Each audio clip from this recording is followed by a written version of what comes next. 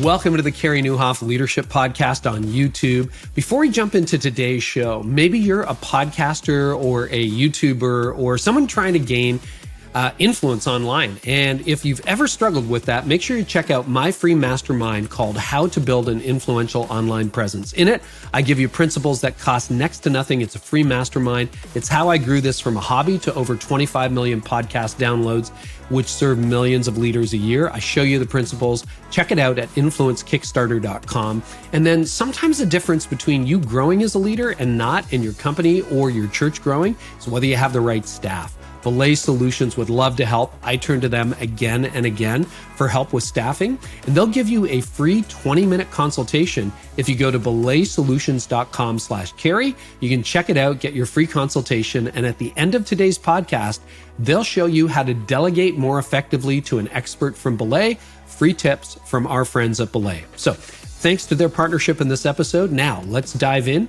to today's conversation. Sean, welcome back to the podcast. Carey, I'm fired up to be with you again. So grateful for you. Thanks for having me. Hey, I love talking to you, and we're going to get into YouTube. We're going to talk about your updated edition of YouTube Secrets, but I'd love to start with you. If we rewind, if I can say that in English, we rewind to about a year ago, the fall of 2021. You were going through something, and you reached out to me because you picked up a copy of my book, At Your Best.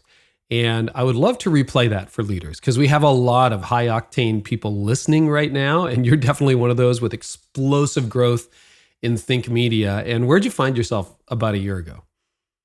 Yeah, I mean, a year ago, I remember I was reading your book, also listening to the audiobook. And then I was on a run. I like to run and listen to the audiobooks. And we were thinking about our annual theme.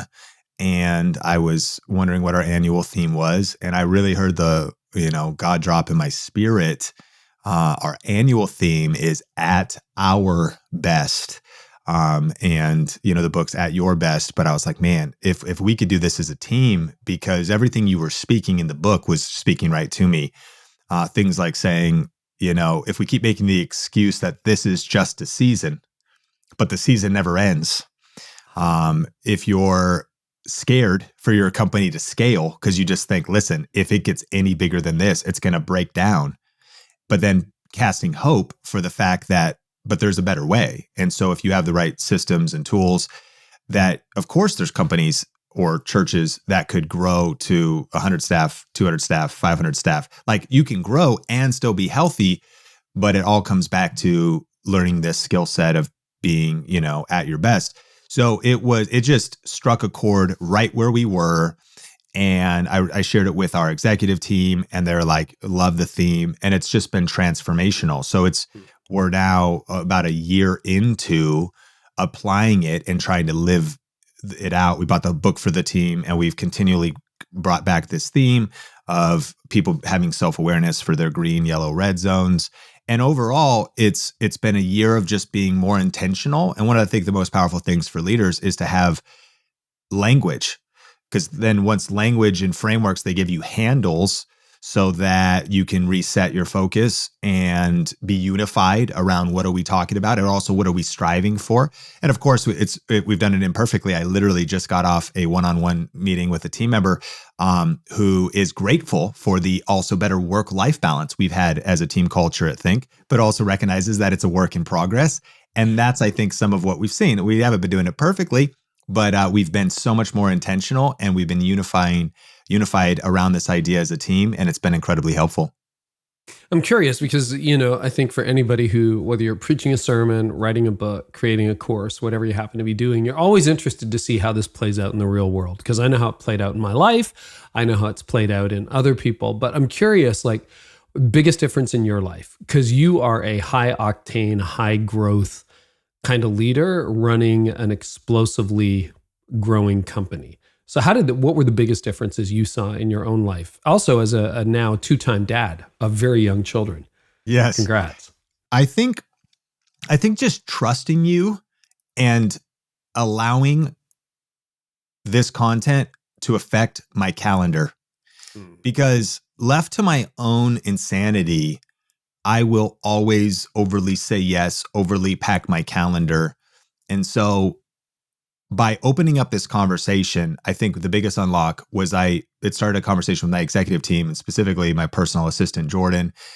And I actually listened and took action on her feedback and relinquish control, which there's still sometimes a fight because I will always push for it. We can make that happen. What if we do this? If I fly in at this time and, but by at least in our hopefully wise, thoughtful, healthy moments, make the framework and then allow yourself to go back to the framework when you're crazy and probably going to overschedule. So even more practical, we've just done a list of things that have also tried to create this at our best culture. So at one point, one of our team directors mentioned, we should take federal holidays off. Why do we not take federal holidays off? And I was like, yeah, let's start there. Yeah.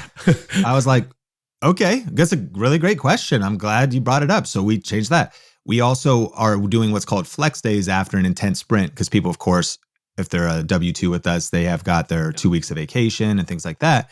But this year, Christmas and Christmas Eve land on a Saturday and Sunday, and we're not usually flexing those days. So we're closed Friday, Saturday, Sunday, Monday, and you can have 2 flex days over the next 5 weeks that you put anywhere in addition to the 2 weeks of vacation time that you're allocating as well. And so that's been helpful. We've just the more aggressively saying no and using your how to say no frameworks. And then the biggest one for me was we committed to the team kind of enforced healthily that we would take Fridays off, my wife and I. Now, here's what happened. It didn't work, like not even kind of. However, it completely worked, and this is why. So every week it says there's a big block in my Google Calendar that says Sean's off, Sean's dark. And it was going to go, it was just through the summer at first. And then it was like, let's just not even stop this. Well, what happened is yes, there's some overflow that may hit it.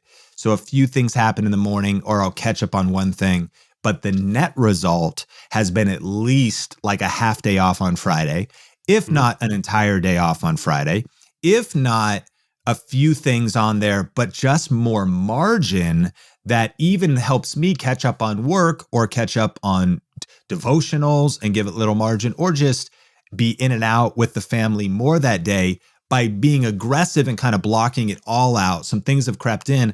And I think that's, for us, I think that's a pretty good picture of health because that key word there is just margin. By forcing some margin, it wasn't a perfection of like all dark, I'm unavailable. We haven't reached that level. But I found that to be enough. It has been, more margin is giving me more, peace of mind, health as a leader. And so I think that's been the biggest impact was letting the content impact my calendar.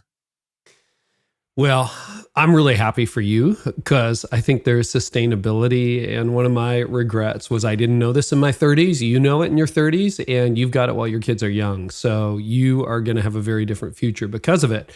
But it's funny because this summer we went to a 4-day work week too. And I haven't talked a lot about it publicly. My team loves it. Like we came back in the fall and I'm like to the leadership team, hey, we should reevaluate like the 4-day work week. And they're like, no, real short conversation. Keep it. I'm like, okay, yeah. Like once you let that genie out of the bottle, it's hard to put back in. But it's funny in the fall, like in the summer, I'd say it was mostly successful. But in the fall, what's happening, because the weather's not as nice, at least where most of my team lives across the US and in Canada, is we're letting a little bit of work creep back, but we're not booking stuff. And I've said, like, how does that feel if you have to do a little bit on a Friday? And they're like, you know what? Like, it's not a big deal. I just open up my laptop, work for an hour, and then I'm done. But it's like, otherwise that can creep into Saturday or Sunday. And so we found that great. I want to ask you, you said you trusted me and you trusted my advice to say no, which feels like a lot of responsibility. But I've had to do that too. Just yesterday, I said no to 2, like a guy who sold over 1 million books. I said, no, we're not going to do a joint venture. And then I talked to a CEO of a $1 billion company who wanted to partner on something. And I said no as well, because it wasn't in our lane of focus.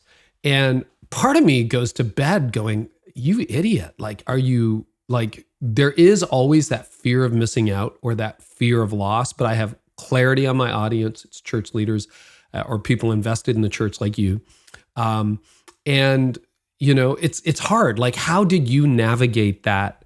Saying no, not making it work, fear of letting people down? Because I think that's the biggest issue for a lot of driven leaders. Yeah. For me, it's been getting just voices of reason around me. And I have it pass through a couple tests. My wife is the CFO of our company. Our team communicates in Slack. And Shayla now on our team is working, her role is called PR, which is kind of on whether it's stages or podcasts or things related to our book and different things like that. And then Jordan on our team has been a co-executive assistant for both Heather Torres and I. And so saying that, those are maybe like the different people that are involved. And it's trying to empower all of them to have a voice. Of course, my wife has the overruling thing. But what we'll do is we just are trying to use an opportunity evaluator by juggling multiple different factors. It is what's happening in the season, what are our priorities in the season, what are our values in the season. And then ultimately tagging my wife, I will say, okay, I'll tag her. So I'll start a conversation. So it's practically, it'd be like, Shayla will say da-da-da. So I'll say, okay, so Sonia, what would you think about this? And I might say, hey, Jordan, is there anything else? And then we just process it in Slack and we can come to a conclusion. And then from there, I'd say that, they're already doing a lot of filtering. So probably the good news is the way to say no best at a particular level in your business or if you're very busy in ministry is actually handing over decision-making frameworks. So a lot of stuff doesn't even get to you. But even if those things are now on my radar, there's still many challenging ones. To your point, it's, a $1 billion business or billionaire wants, like these are some those very are real hard problems that show up. Yeah. It's really hard. It's really, and we're getting, opportunity overwhelm as your platform grows can become something that's very real. So we just try to process them one by one. I think the actual saying no part, I've been more okay with once we just are firm on why we're saying no. And I found even recently, like even last night, I had an opportunity. I was on a podcast here locally in Vegas and they said, hey, you want to come over for tacos after this other big YouTube creator and this person's going to be there. I was like, that's amazing. And I was like, my commitment though is my 11-week-old baby. I've been gone during the day. My wife is incredible and I'm coming home tonight. I'm not even going to bring it up. And honestly, she probably would have said, you should do that. That's a great opportunity. But I was like, I'm not even going to bring it up because I am aware of my priorities. I have a certain amount of bandwidth that I can say yes to. I'm putting that also very heavily in a 9-to-5 window, and I'm aggressively guarding evenings. So I was able to tell him, I said, hey, listen, and this is what I told Andre, and I go, hey, listen, I appreciate the invite. I've got an 11-week-old, and that's my commitment during this season.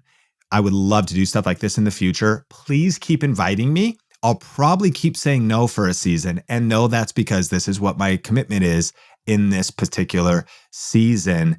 But I'd love to be there. And again, I am like all in being there. And he goes, I totally understand. And so that was kind of my no framework in that moment, was just being really clear. Like, I'm going to go home. I'm going to be with my family. I appreciate the invite. And don't think me turning it down even in the future is a no for any other reason than this just doesn't fit right now. I love you. I respect you. I want to, find a way to collab. So we're just doing our best, but it's an ongoing process for sure. Yeah, you know what? That is such good advice. I love that framing, because there's definitely a few opportunities that are like, don't keep inviting me. And you don't want to say it. You want to be gracious. Yeah. But then there are some where it's like, yeah, you know what? It's not strategic right now. And I think those are the easiest to make exceptions to. But I love that. Keep inviting me. Keep reaching out. I may say no, but eventually I'll probably say yes. And, Mr. Beast can wait. I'm sure he was disappointed too. That's when right. He couldn't meet with you. I'm kidding.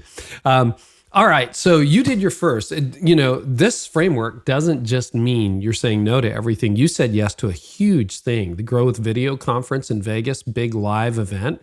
So first of all, congratulations. And you had two heroes of mine, Pat Flynn and Gary Vee there. Like, you got Gary Vee to the event. I'd love to hear from you what you learned in staging your first, I think it was your first massive live event, and what you learned from guys like Pat and Gary Vee. Yeah. So it was our 5th Growth Video Live, but you're right, it was our first massive event. It was a crazy leap. Priorly, we had 2 back-to-back years of virtual only, the 2 biggest pandemic years, 2020, 2021. And prior to that, our largest event was 250 people. That was like a 1.5 day thing in Vegas. And then our first one was like 80 to 100 people. So on this 5th one, we jumped up to almost 1,200 physical tickets sold, a couple thousand virtual tickets sold, 1,000 concurrent viewers.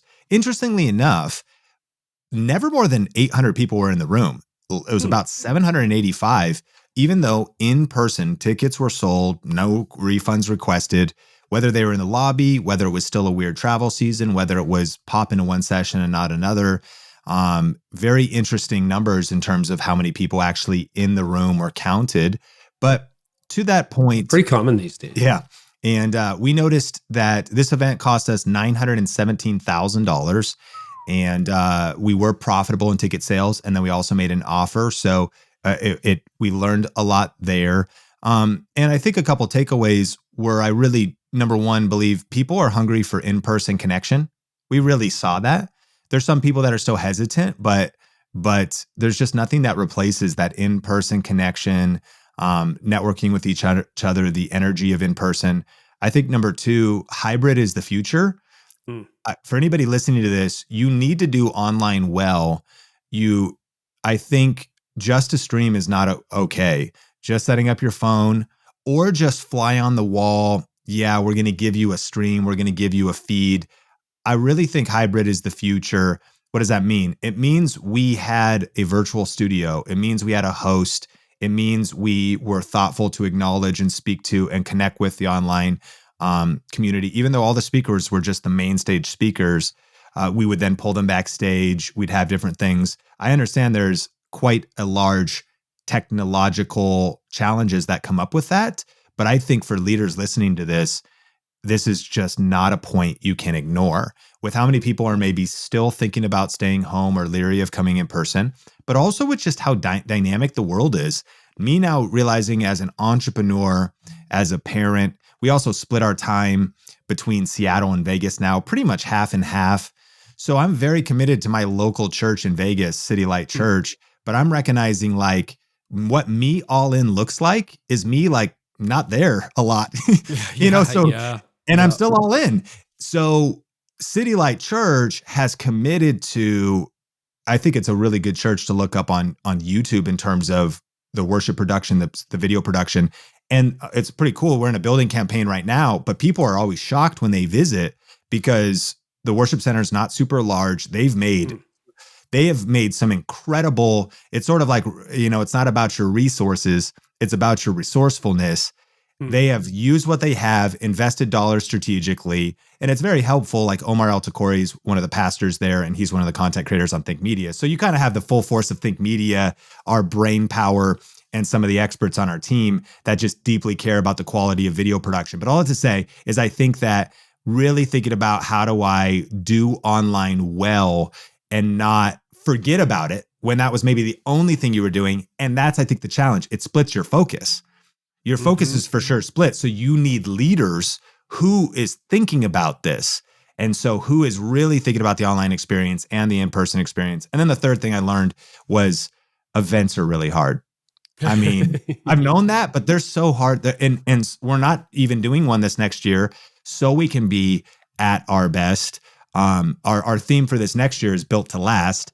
And for that reason, it's also, we are having some leadership transitions. We're having some things. We just have a chance that we're realizing that we need to strategically slow down and simplify, work on our org chart, work on some things so that we could build for the future. This event is a grace for us. Our platform supports it. The revenue supports it. The brand building supports it, but it taxed our team so much. It was an additional thing that we already do enough. And then you added this massive weight on top of what our team already does. So the gap is not should we do it or not.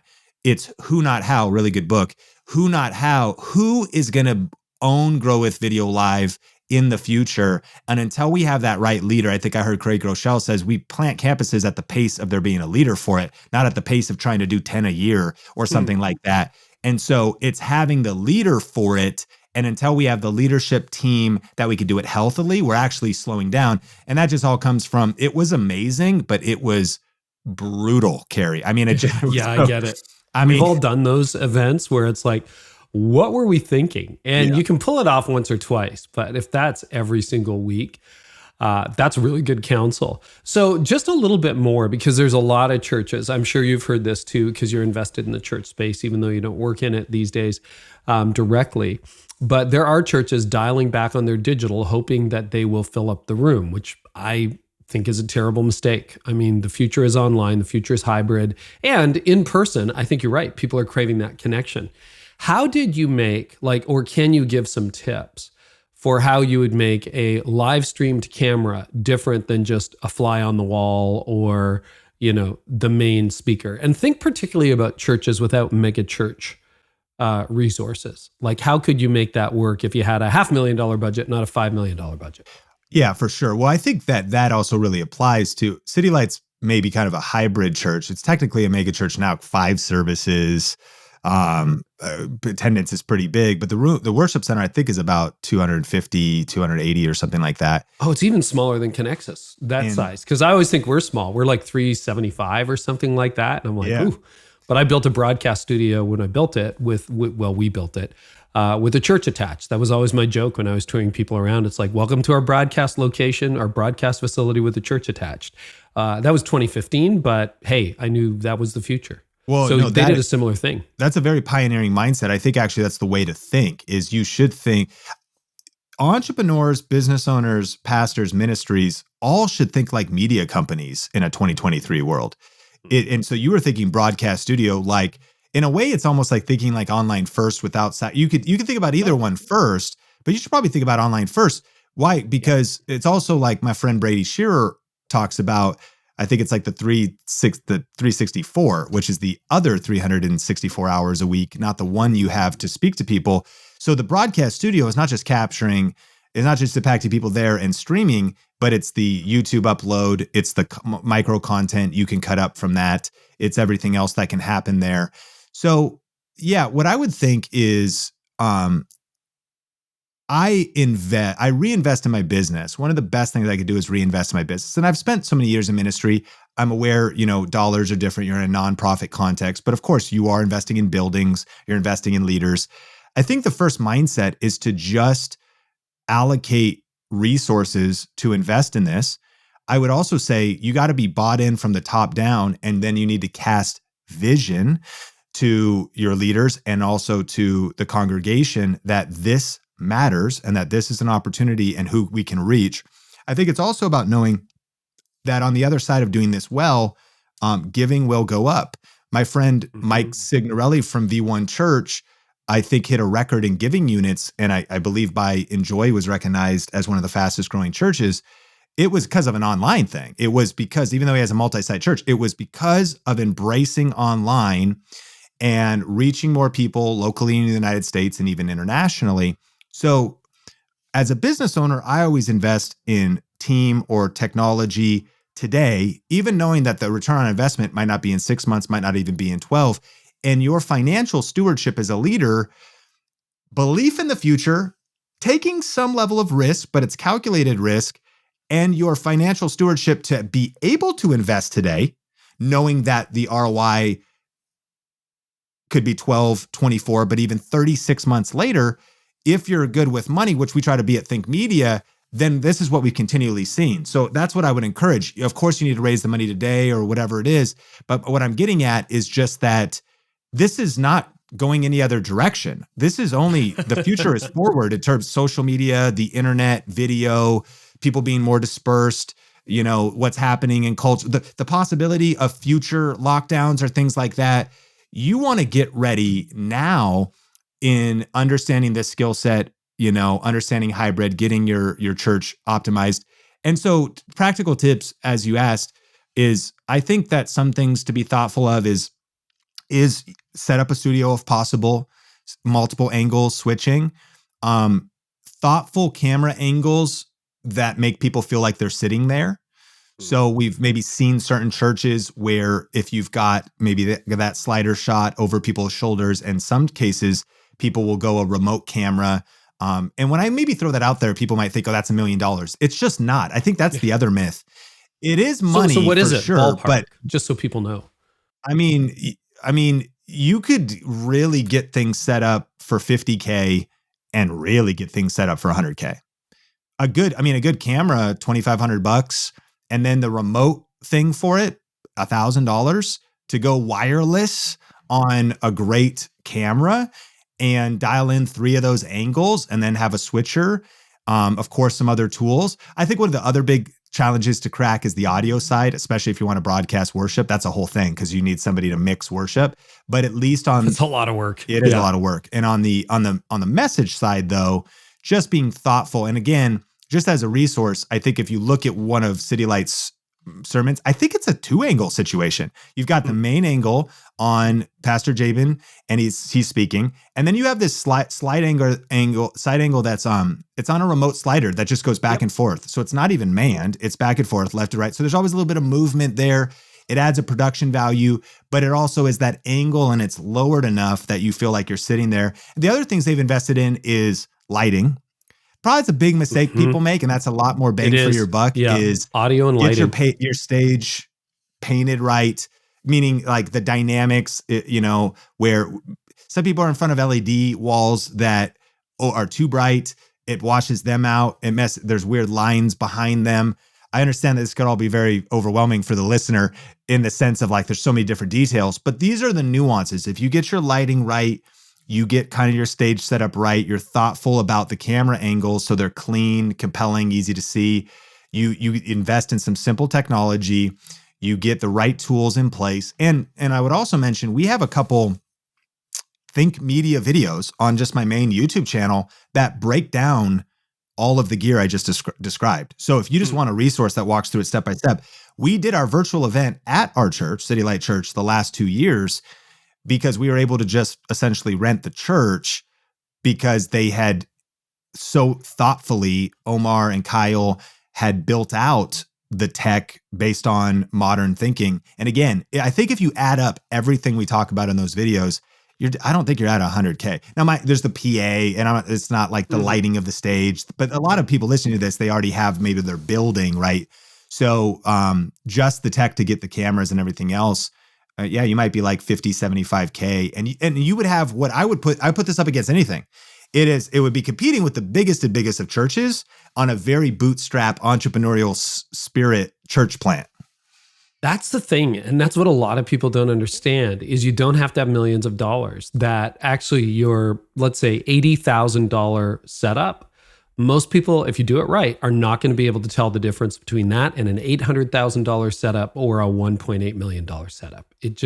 And as to set design, there's so many hacks online.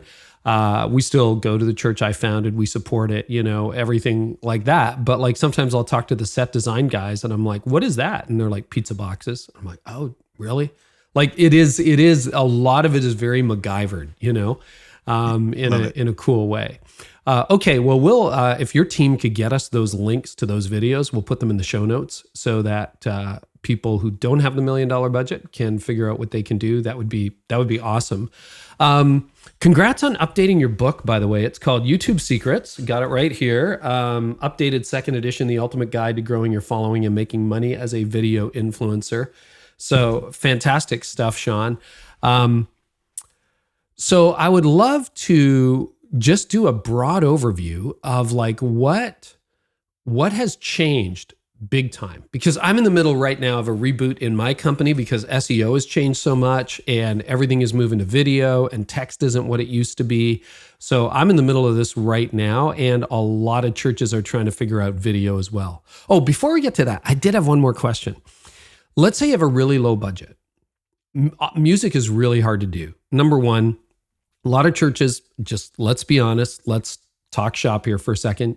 You don't have the best musicians. Let's just be honest. Okay. So, and even if you have good musicians, sometimes that ability to capture and mix well so it sounds good online is another level.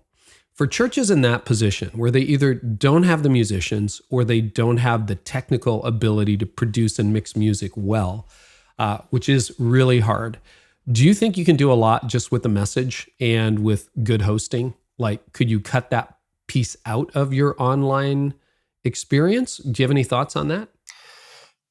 Just some thought triggers for people, and this applies for a very niche group, but different things I've seen. My friend, Dr. Dave Martin, planted, I think, Detroit Metro City Church. I believe it's a Hillsong church. Okay. And I believe what they did was they played a Hillsong video in their streams, and then he spoke, which brings me to point number 2. I think that you could curate your online experience different than your in-person worship experience. And here's what I mean. You pre-record better worship. So what local churches could do, like a hybrid, a step in between these steps, is yes, mixing live and getting all that right is a big challenge. But sitting down and recording an acoustic song with a few things, with some decent mics. I mean, YouTubers are doing it. YouTubers they're using USB mics. They're playing in their office. They're doing cover songs. They're getting millions of views. More controllable. You start going like 4 vocalists online on Sunday. You know, you would mute 3 of those vocalists because they're just up there for the diversity. Am I being still too real? We've all muted vocalists. Yeah.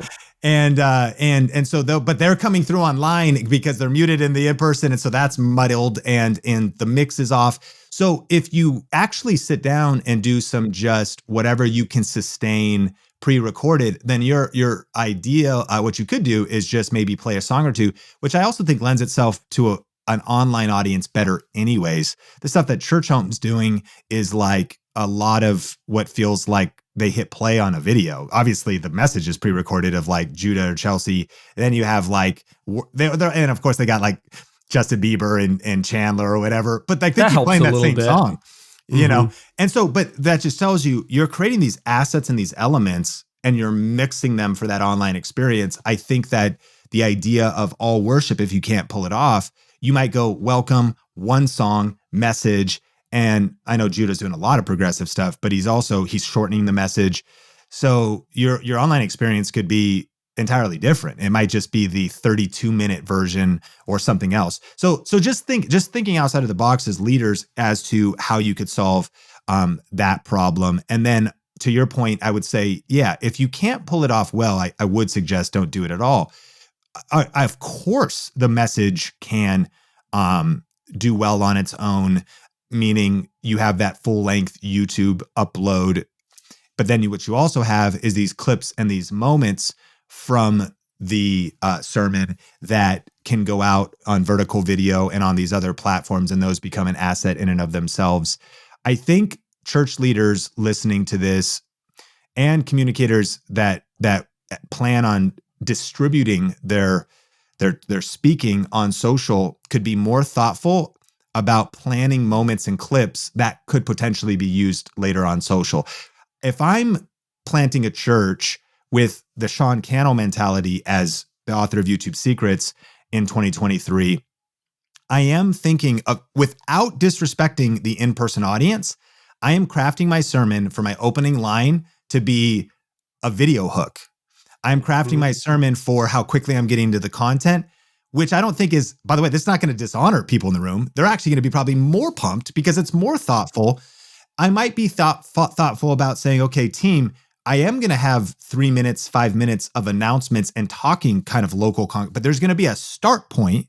And that start point is going to be a qualifying question, so I'm going to open up and say, so how do you actually raise children with biblical values in a complex 2023 world? And that's the way my sermon starts. And there's the opening line so that my YouTube video, that's exactly where it starts. So people know what they're getting into. Meaning, if you're just thoughtful about crafting your content, then absolutely, every Sunday when you stand up, you have an opportunity to, yes, honor, serve your congregation, to teach the Bible, but then to also be aware of the world we're living in, and that the extended reach of the effort you're putting into sermon prep can be significant. that maps not just to impact and lives change for Christ, but also can map towards growth, reach, new people discovering your church, awareness, social media growth, online attendance growth that can affect the bottom line as more people discover you. How can someone eventually be partnered with your church in giving if they don't even know who you are? And for a pastor listening to this, someone discovering you is on the other side of a TikTok clip of your sermon going micro viral. Someone discovering your church is on the other side of you really getting committed to Instagram Reels. By the way, Facebook Reels right now, and actually having those being thoughtfully produced. And that is not just, hey, tech team video guy, I wish you would do this better. It's actually also you owning, casting vision for it, but also architecting the way you communicate so that those pieces, you at least give it a layup. This is going to be an alley-oop. This is a team effort. So it's not just you need to do a better job at chopping up my sermon and distributing it on social media, of course, resourcing them, encouraging them, and casting the vision, but it's also being thoughtful in the way you're crafting your communication so that that is possible, and thoughtful in the way that human psychology and social media is working in today's world. Oh, that's so good. It feels like we need to do a master class on that. And by the way, if you're a faith-minded business leader who sits on the board of your church, heavily involved at your church, gives to your church, just rewind this for 10 minutes and bring that to your senior pastor or leadership team. That's some of the best, most prescient advice I've heard in ages on what average resource churches can do for online. So good. Okay, glad I interrupted myself. Back to your book. Okay, YouTube Secrets. Last few years, so much has changed. Give us an overview of what is changing in video and why video matters more now than ever, Sean. Carey, here's a breakdown list in response to this question that I prepared. Number one, shorts. So YouTube Shorts, which, to be clear, are vertical video. And if we were to paint a broad stroke picture over vertical video, and I might state, I think the biggest opportunity for everybody listening to this in 2023 is vertical video. And so let's just so everyone knows what that means.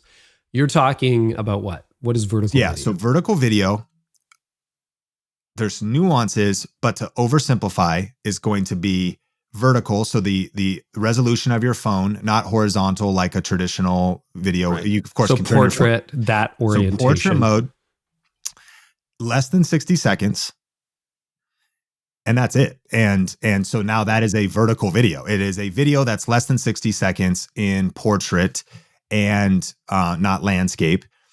And a vertical video can be uploaded in this moment. There's certain platforms where sometimes your Instagram account only lets you do 30 seconds and eventually you get approved for a minute. Now it can be 90 seconds. Interestingly enough, TikToks can be like up to 15 minutes on some accounts. But the universal length is a minute. And the also universal strategy is keep it under a minute, because then it most easily can be posted multiple places. Mm-hmm. So with the broad stroke of vertical video being an opportunity, I'm excited we could circle back to this as we are leaning in on YouTube. And I like to think about YouTube first, especially because you could think about creating a YouTube short, which I know I'm throwing all jargon out there, but it would just mean to think about creating a vertical video that's less than 60 seconds. And then you can upload it. And this is what we would do. We upload it on YouTube Shorts. How do you do that? You just upload it on YouTube. YouTube discerns that it's not a landscape video, it's not a horizontal video, and it's less than 60 seconds. So they go, oh, it's a short. What that means is it's distributed different. And YouTube now has on the bottom of a YouTube mobile app, and if someone's listening to this and you haven't updated your YouTube app in a while, you can update your YouTube app. You look at the bottom, and there's one of the tabs is shorts. And then you kind of a TikTok experience. You go into that world. Also, when you're on your homepage, you'll see full-length video, kind of traditional full-length video, and then you'll see what's called the Shorts shelf, which is a little thing you could swipe across in regards to seeing short content. And what's wild is these new discoverability methods. YouTube, I will butcher the numbers, 300 billion views a month or a day, or crazy. It's just a lot. Like it's staggering how much viewership Shorts is getting. And so we could come back to vertical video, but Shorts is a big one. The second layer of that is YouTube just announced they're going to be splitting revenue share with content creators that are uploading shorts. And that is 45% to the creator. And they, this is a big deal because it's going to attract a lot of people to YouTube away from other platforms, because YouTube historically has always paid the best. Yeah. And this just kind of so it just kind of shows not only, yes, TikTok is rising and there's other places, but YouTube is king. That's like number 3. Shorts, they're going to pay for shorts, but YouTube is king. It is the market domination. You'll see like a stat, but you got to understand the context of it. They're like, viewership of Gen Z has surpassed YouTube viewership, and more people are watching TikTok at 26 minutes a day. And on YouTube, on Gen Z, it's only 23. So TikTok is bigger than YouTube. And you're like, no, that's okay. We should not be ignoring that. But YouTube is a multi-generational. You'd be shocked how many baby boomers are not only creating content, but consuming content on YouTube. And YouTube is by far the absolute dominant video king, and is taking even more market share. And I think it's a smart bet to bet on them. And you heard Mr. Beast talking about this. He's like, I don't know. But by the way, TikTok might get shut down. Who knows? There's all these different thoughts. Yeah. It may or may not, but like that's also not far-fetched. Like it very well could happen. Who knows? There's 2.6 billion monthly active users on YouTube. That means logged in with a Gmail account that log in at least 1 month. But the final one I want to mention, Carey, is video podcasting. Yeah. So you can go to youtube.com/podcasts, simply indicating that YouTube is thoughtful now about people that are doing podcasting on YouTube. There was a leaked document from Alphabet, the parent company of YouTube and Google, about their podcasting plans. They hired an executive from another company to run podcasting. They've devoted $500,000 to get audio-only podcasts to start doing video. That money is obviously used up, but meaning like influential people to try to kind of acquire talent. I think they acquired or did some kind of a deal with NPR to get 20 shows onto YouTube from a video podcast standpoint. And we don't know what's coming, but even the ingestion of RSS feeds, as well as then that commitment to video podcasting. Furthermore, this is a wild stat. YouTube is the number 1 platform where podcasts are listened to. By far, I did not know that Apple. As a podcaster. I didn't know that. Dramatically exceeding Apple and bigger Spotify. Than Apple Podcasts, all that. And here's why. So think about it. I mean, if you could imagine Logan Paul, Impulsive, the H3H3 podcast, Joe Rogan, if you count clips, even though he's only on Spotify, YouTube is so much bigger by multiple factors in terms of consumption power anyways. So it doesn't matter how many quote unquote big podcasters there are on audio. They are, for those that are still on, that are also on video. And then the fact that the Nelk Boys and Valuetainment, Patrick Bet David, these are massive podcasts that are video podcasts. And Lewis Howes, School of Greatness, these are people's preferred platform, it seems. And I'm sure many people listening to this don't even may log into YouTube. But when you look globally, people are going to YouTube to listen in with the phone asleep. And you have to pay for, I think, on Android, you don't have to, I don't know, on Apple, or you do. But if you pay for YouTube Premium, you can listen to your phone when it's off. Think about my behavior. I listen to all podcasts on YouTube. I pay for YouTube Premium. But that final thing that people are predicting is that they would make video podcasts available in passive mode or with your lock screen closed to compete with these other platforms that allow you to do that without paying or whatever. So those are some big trends: shorts, video podcasting. And I think all of those can be embraced, of course, by business leaders and church leaders alike. Yeah, I'll just vouch for that. My joke always, we've been on YouTube now for a couple of years, and, you log on with a guest like we are, and it's like, oh, are you recording video? And I'm like, yeah, but don't worry, like 98% of all the people who access this will be listeners. But that is really starting to change. We will still 10 or 20x listeners to viewers, but like some of the episodes have really taken off. And I would say we're putting way more intentionality into video in the future than we have in the past. But like, it went from a few hundred, views on YouTube to normally now a few thousand, and many over 10,000, some over 100,000. I think there's one at 250,000. And it's like, that's just the algorithm. And on that note, I want to play off. So just, to encourage people to invest in YouTube, and YouTube Premium. I hate ads, but anyway, I'm a big fan of YouTube Premium, no ads. I agree. Let's talk about TikTok and the algorithm there versus the algorithm on YouTube. So my friend Brian Clark, copy blogger, he said, and I want to get this right. He said, content creators. He said, TikTok needs content creators, but content creators don't need TikTok. I thought that was a very interesting view. In other words, TikTok doesn't exist unless enough people pull out their phone and start recording something. But he argues that content creators don't necessarily need TikTok. You can own your platform. You can go to different places.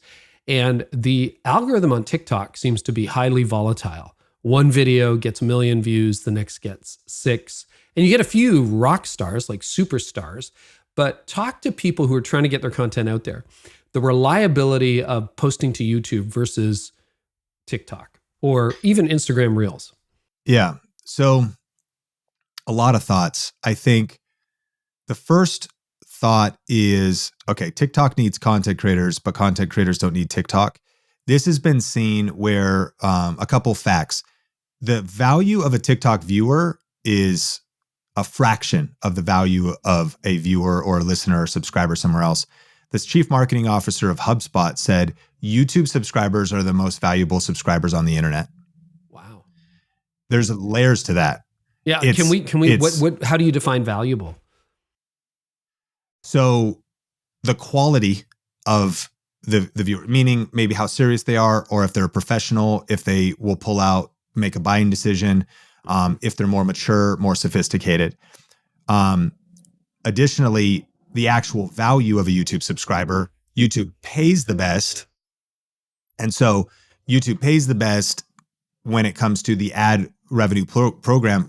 TikTok is a fraction. My friend Erica Kohlberg, with millions of views across all platforms, was like, she's not approved for Instagram for some reason, Meta. So that was like $0. Facebook was like $300. TikTok was $3,500, and YouTube was $300,000 in terms of ad revenue paid. Holy cow. 3,000 compared to 300,000? Crazy. Yeah. YouTube, staggering. People have built whole businesses just off the YouTube partner program. There's one of our content, he was actually just interning for us part-time. We're sorry to lose him. He's all in at his dad's church. His name's Evan Dido. Let's just say they went all in on YouTube without sharing the exact numbers. They've brought in multiple hundreds of thousands of dollars into their church from just the YouTube ads. I mean, you're a church leader listening to that. Like, yeah, the ads running on their video by being a part of the YouTube partner program. And it was funny too. He goes, his dad, he came to our event, Grow Video Live. He's the senior pastor.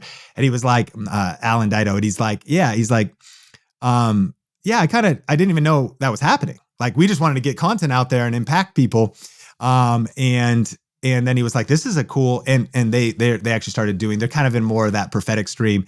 They started doing a media conference because of how their YouTube channel has grown to, I think, just 220,000 subscribers.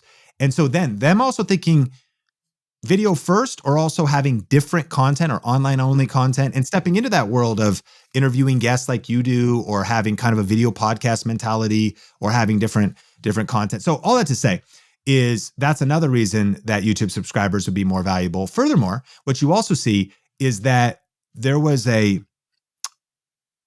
been going to VidCon in Anaheim for like the last 8 years. That's the largest video conference, very fan-based.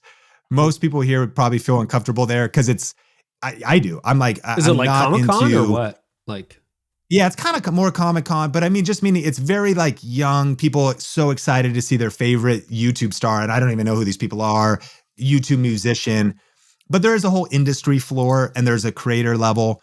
And many years I'm invited to speak there, saying that they do these meetups. And so historically, what would be like any celebrity, these YouTube creators and now social media creators will get lines of people. And this is a chance for people to have a scheduled meetup to get an autograph, actually meet the person.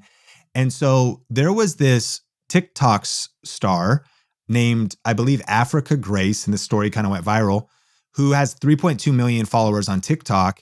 And at VidCon, there was the lines, and it was all like an airport, all lined up, like thousands of people were going to show up, and nobody showed up to her meetup, which is sad. And then eventually, like one person came, and then like 4 people eventually came. But here's the takeaway. It was that historically, if you were a YouTube creator and you built an audience there, it's like people that would show up, take action, they want to come meet you. That on TikTok, the relationship is so much more shallow. And what the final trend you notice is that once someone reaches TikTok fame, they all want to move. They all go, great, I have awareness now. So now let me go to YouTube where I'm going to be established and actually go to the serious platform. Great, I have awareness now. Let me go to YouTube where I'm going to be on the sustainable platform financially. So I think that quote is exactly right. And with all of my comments about TikTok, we are actively investing there right now. And that simply means essentially hiring an editor to just be focused on, I would say, vertical video, but it's a younger editor focused on kind of Gen Z mentality, TikTok first. They're not quote unquote TikTok videos. I'm also not like using the native app and like putting a face filter on my face or any of that stuff. It's just like really education-based content that every leader here could relate to, clips from podcasts or clips from other things. However, it is edited in such a way. So I'm investing $4,000 a month to an editor that does 1 vertical video a day. That's 31 in a month. And the ROI is absolutely there for us. And here's why. Because not only have we had some pretty wild things happen on TikTok, in terms of at least vanity metrics, our most viewed video of all time is 25 million views, 26 million views. It's on TikTok. We've got 26 million, 3 million, 6 million, just another 1 million, 330,000. And to your point, I think what the game looks like in 2023 is we also have, our numbers are a little higher now, but 300, 770, 159, 500,000. Like, so vertical video, that is the way it's working pretty much everywhere, that you have to get less, don't overestimate any one post, but don't underestimate the commitment to consistent posting, because that gives you your opportunity for these breakout videos to happen. And then the other trend we finally noticed is, well, what if TikTok gets shut down? I'm like, it would be a bummer because we are investing dollars, but we're not creating 31 TikToks a month. We're creating 31 vertical videos a month. And then we're thoughtfully distributing those on Facebook Reels, Instagram Reels, YouTube Shorts. LinkedIn will upload the vertical video. And then watch this one. This is a nugget. Pinterest vertical video. I just went on an Israel trip with a bunch of Christian content creators and pastors and leaders and teachers, 22 of us. And Andrew Carter's like, hey man, I shouldn't say the amount now, but he showed me, I won't say the amount. He made over $10,000 from over a series of months. And he does like, he's a church planner now in the LA area, and their church is launching soon, but he's been creating like these pray with me vertical videos.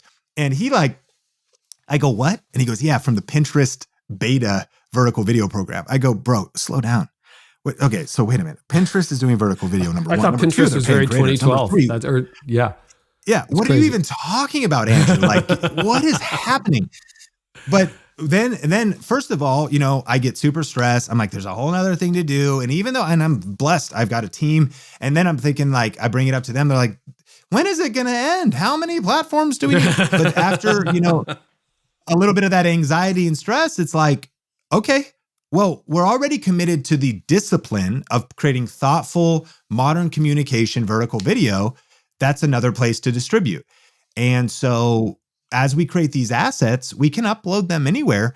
And Carey, what I'll say is take some of our best, you know, performing videos or an average performing video. It might be 1 million on TikTok, 86,000 on YouTube Shorts, 200,000 on Instagram Reels. back up some months to just, we're all starting at different places. What you could expect as a leader doing this is 222 views on TikTok, 10,000 on Instagram Reels, because it really hits and people share it and put it on their stories because that's where your audience is more active. Listening to this, you didn't even know Facebook Reels is a thing. You drop it over there, you check back later. You're like, this thing's still going. It has 3,300 views. Pinterest, 7. But it was just an extra place to upload. You're like thoughtful, and then so I think that's kind of what it looks like. And we haven't cracked the code.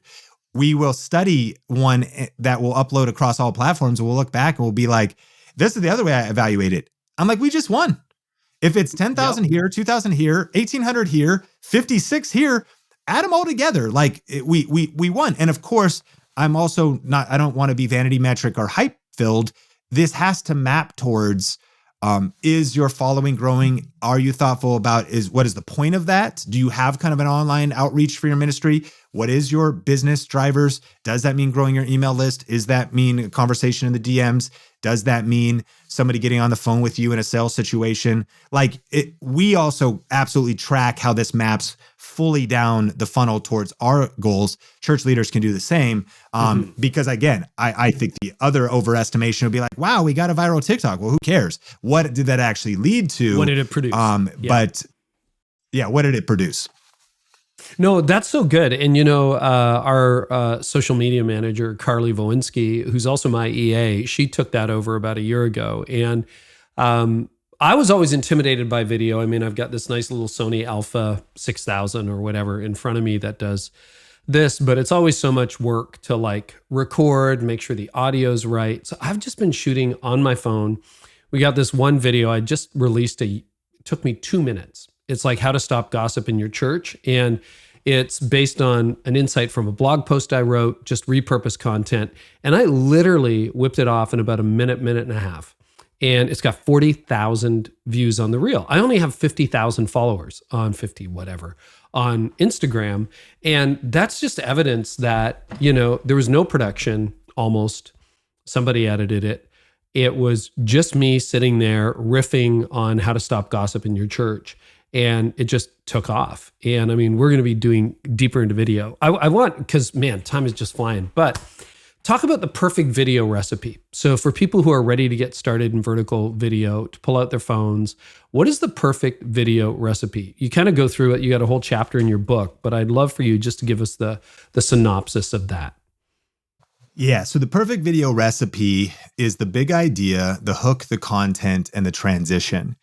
And that's specifically related to YouTube, starting with the end. The transition means the best thing you can do on YouTube is encourage the viewer to watch another video. YouTube gives you end cards, which is during the last 20 seconds of your video, you can have another video pop on screen. For anybody who's consumed in video YouTube before, it'd be like maybe at the end, after your sermon, you pop on camera and you go, thanks so much for, checking out this message from our church.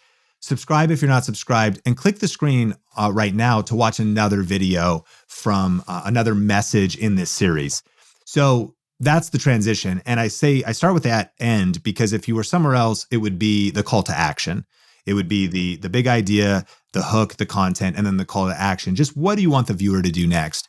Breaking them down simply, what people miss the most is they think about, what am I going to say? What's the content about? And it starts earlier than that. The reason the first ingredient is the big idea is what's really going to help you win on social media is the topic you choose to talk about. How to stop gossip in your church. The content after that clearly was good, but it's the topic that is the reason that got 40,000 views. It struck a chord. It's something that probably every church leader could relate to, is maybe dealing with in this moment. It's also, that hits a lot harder than 3 ways to be a better leader. Yeah, exactly. That's so not generic, bad, right? But it's generic. So the topic itself is one of your biggest opportunities. Speaking of my world a little bit, we found that we call the strategy trend surfing when we cover trending topics. Like if we talk about Jeff Bezos, or we talk about Elon taking over Twitter, or that's a topic. Mm-hmm. And you could say, well, yeah, you're kind of writing on someone else's influence. Yeah, that's why it's called trend surfing and influence surfing. Like it's the topic though. So if you also were to talk about, you need to be tuned in. What is the idea here? What is on people's minds? What is keeping them up at night? What is going to stand out? And so for YouTube, the big idea is getting clear on the topic. It's getting clear on the title, and it's getting clear on the thumbnail. And the power here is you know all of these things before you actually create the content. The mistake a lot of people make is even if you were doing a quick Instagram video, is you just talk, you hit record, you just talk, and then you're like, what should I title this? So you're actually kind of like doing it in the wrong order. You should start with what is the title? And here's what the title is too. It's a compelling hook, which kind of bleeds into the hook. Like how to stop gossip in your church is the title, is the topic, and is also an incredible hook. And the opening line would be like, have you ever wondered how to stop gossip in your church? And all of those things are aligned now. It's a great topic. It's a great title. It's a great hook. And so the hook now, that second ingredient, that's your first 10, 20 seconds. And this is your opportunity now to where we're all scrolling on social media.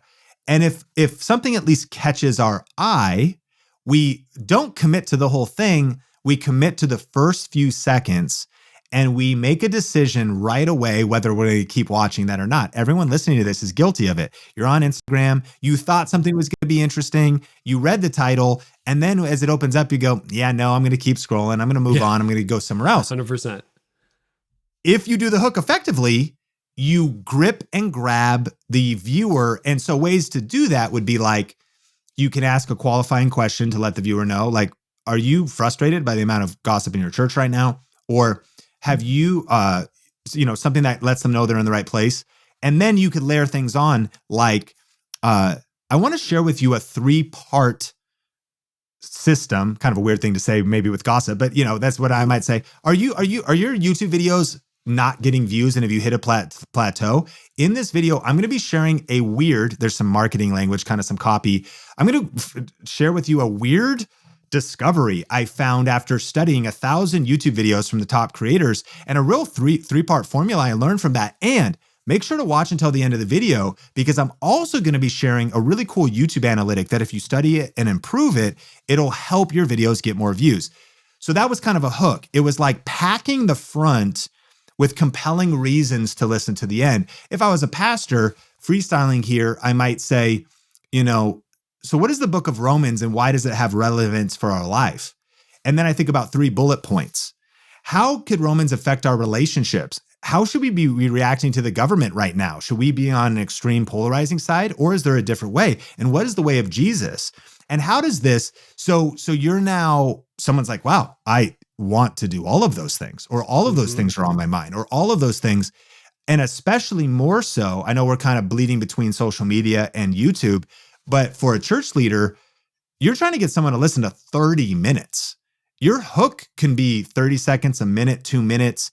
It's that opening that grips the individual, which is not just true in person, but would also be true online. Then it's the content. Be brief, be bright, be fun, and be done.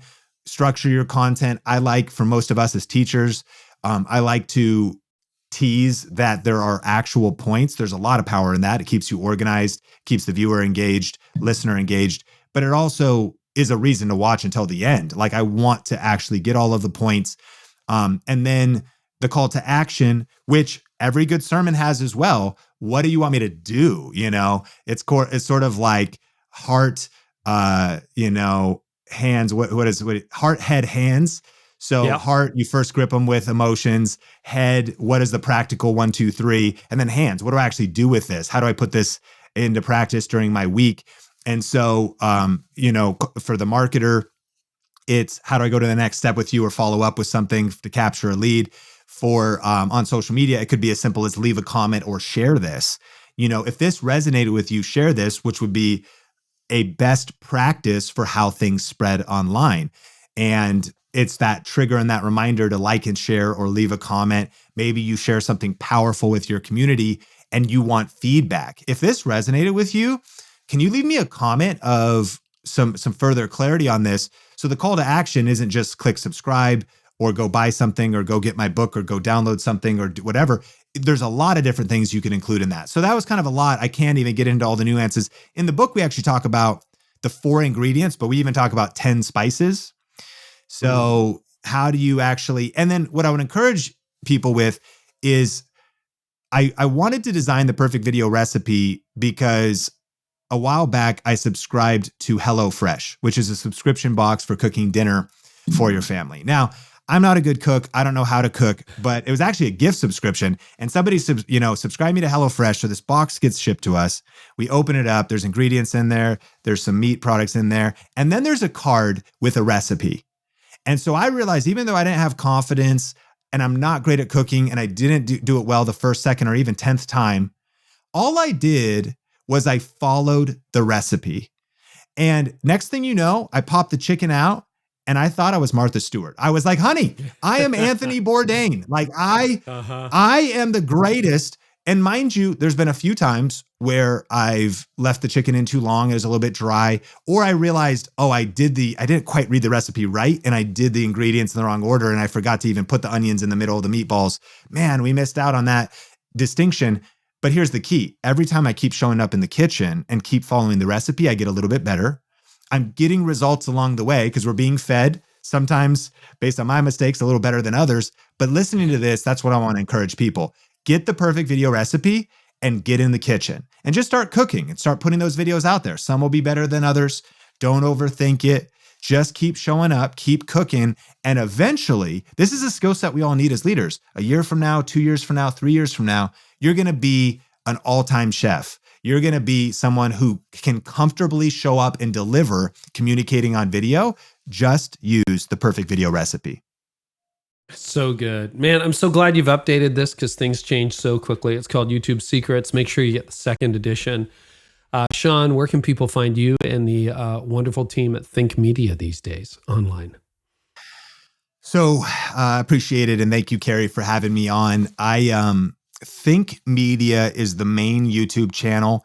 That is going to be your go-to resource for, hey, what camera should I get? What lighting should I get? And I will make sure we get you the show notes of those church tech related episodes so people can go directly to those. The other place is the Think Media podcast, where we go deeper into strategic conversations like that. That's a video podcast, as we should. But we also, for anyone who would want to maybe study how we are approaching our YouTube channel and our audio content and how we're kind of blending those together.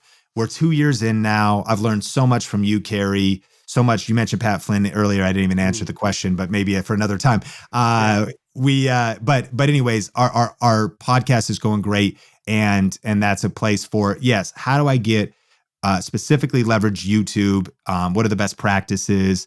What are the thinking, the frameworks, and the strategy? So that's called the Think Media Podcast. And then my name is Sean Cannell, rhymes with YouTube channel. And that's all the social media handles are just my first and last name. Sean, fantastic. As always, I love time flies when we talk, and thanks so much for building into so many people. Appreciate you. Thank you, Carey.